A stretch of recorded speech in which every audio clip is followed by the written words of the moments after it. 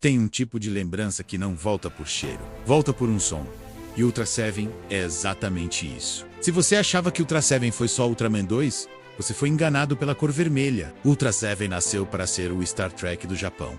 Mais sério, mais sombrio e muito mais perigoso. Ultraman original era o herói solar, quase uma divindade salvadora.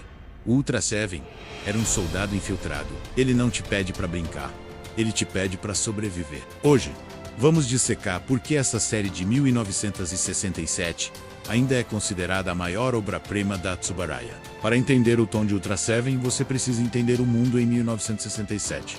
A corrida espacial, tensão nuclear, a série reflete isso. Os alienígenas não queriam só destruir prédios. Eles queriam invadir mentes, corromper a política e destruir a confiança humana. O design do Tom Narita é perfeito. O Slugger não é só uma arma. É uma peça de engenharia alienígena. E note, ele não tem o Color Timer no peito como o Ultraman original. Por quê? Porque ele não deveria ser um Ultraman. Ele era o agente 340 da nebulosa M78. Quem não imaginou ser, na época, o Ultra Seven ia atirar o Slugger imaginário em um alvo que poderia ser até um vaso sobre a mesa? Dan Moroboshi tinha um truque que mudaria a cultura pop mundial. As cápsulas de monstros. Windom, Niklas e Agira. Quando ele não podia se transformar, ele invocava seus monstros do bolso. Satoshi Tajiri, criador de Pokémon, admitiu que a ideia de carregar monstros em esferas veio diretamente daqui. Sem o Ultra Seven, talvez não existiria o Pikachu. Dan não é o hospedeiro de um herói. Ele é o herói disfarçado. Koji Moritsugu trouxe uma melancolia para o personagem. Ele olha para a humanidade com amor, mas também com tristeza, prevendo nossos erros. Não podemos esquecer de An Yuri. O relacionamento entre ela e Dan é um dos pilares emocionais da série. É um amor platônico, militar e trágico, que culmina em um dos finais mais emocionantes da história da TV, onde Dan, exausto e gravemente ferido após inúmeras batalhas, revela sua verdadeira identidade como um alienígena para An, antes de sua partida final da Terra. Esse momento é considerado um clássico da TV japonesa devido à carga dramática da despedida e ao sacrifício de Dan pelo planeta que aprendeu a amar. A Tsuburaya Productions levou o artesanato ao limite, as águas, as explosões de napalm, o uso de fumaça para esconder os fios. Era o estado da arte do Tokusatsu que queria a atmosfera. Mas nem tudo foi glória. Existe um episódio fantasma. O episódio 12, De Outro Planeta com Amor, foi banido por décadas, devido à representação sensível de vítimas de radiação. Isso mostra o quão longe a série ousava ir em temas sociais. Chegamos na frase-chave: proteção tem custo. No final da série, o corpo de Dan está destruído. Ele foi avisado para parar de lutar, ou morreria. E ele escolhe lutar mesmo assim. Isso não é ser um super-homem. É ser um sacrifício.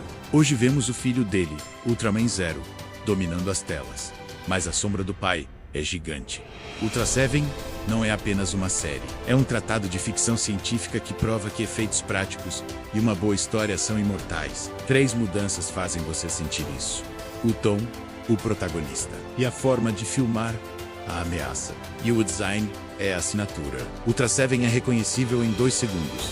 Silhueta limpa, olhar sério, Slugger como marca registrada. Mas por trás do design tem uma chave que gruda: proteção tem custo. Guarda essa frase. E você lembra o nome da unidade? Ultra Guard. E isso dá um tempero especial. Parece que você está assistindo uma operação, porque Ultra Seven tem um humano diferente no centro. O Dan Moroboshi não parece herói de pose. Parece alguém que sabe demais. O Dan Moroboshi foi interpretado pelo Koji Moritsugu. E a atuação é economia. Pouco gesto, muita intenção. E o time vira memória afetiva. Você lembra do equipamento, da base, do jeito que eles trabalhavam? E como todo clássico, parte do elenco ficou ligado para sempre à franquia e à nostalgia do público. Agora vem a parte que dá vontade de reassistir, reparando nos detalhes. Como eles fizeram isso em 1967, sem pós-moderna, o truque era fazer o impossível parecer pesado, usando coisas reais, miniaturas, maquetes, fumaça, luz. O Tokusatsu é um artesanato que a câmera ama, porque a física é verdadeira. Para vender escala, 3 armas: perspectiva, atmosfera e movimento. Câmera baixa e miniatura bem feita. E seu cérebro aceita aquela cidade. Fumaça e luz escondem o limite do material. É a mágica de pintar com atmosfera. E a produção balançando a cauda do terrível monstro e chicoteando o Ultra Seven que era jogado para trás. Horas e horas de ensaio dos golpes, utilizados para uma ação, frente às câmeras que faziam os nossos olhos ficarem paralisados de tensão e admiração. Koji Moritsugu passava por uma transformação para se tornar o Ultra Seven. E o movimento é tudo.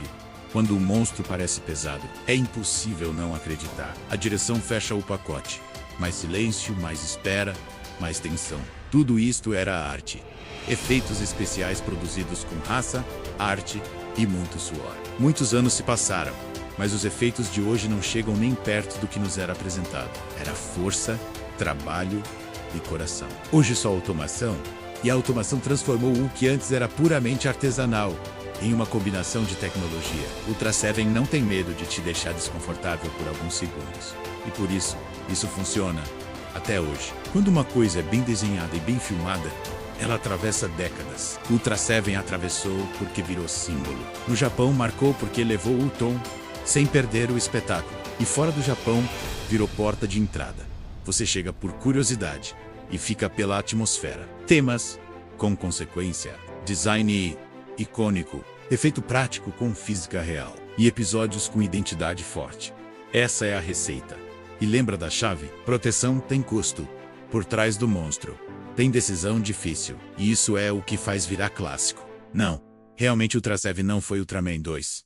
Ultra Seven foi a série na qual o Tokusatsu decidiu amadurecer e mudou para sempre. Koji Moritsugu, atualmente com 82 anos, eternamente lembrado por interpretar Dan Moroboshi em Ultra Seven, continua ativo na cultura pop japonesa. No início deste mês, fevereiro de 2026, ele se posicionou publicamente contra o uso indevido de inteligência artificial envolvendo a imagem do Ultraman, demonstrando que segue acompanhando os assuntos da franquia. Além de participar de eventos, Moritsugu cuida de seu próprio restaurante temático, o Jolly Chapeau, localizado em Fujisawa, onde fãs ainda podem encontrar ele em algumas ocasiões. Agora me diz nos comentários, qual cena ou episódio de Ultra Seven te dá aquele arrepio de nostalgia? Se você curte nostalgia com bastidores e legado, se inscreve, porque aqui a gente revive esses clássicos do jeito certo, trazendo informações, curiosidades e memórias que marcaram nossa geração. Um grande abraço e até breve.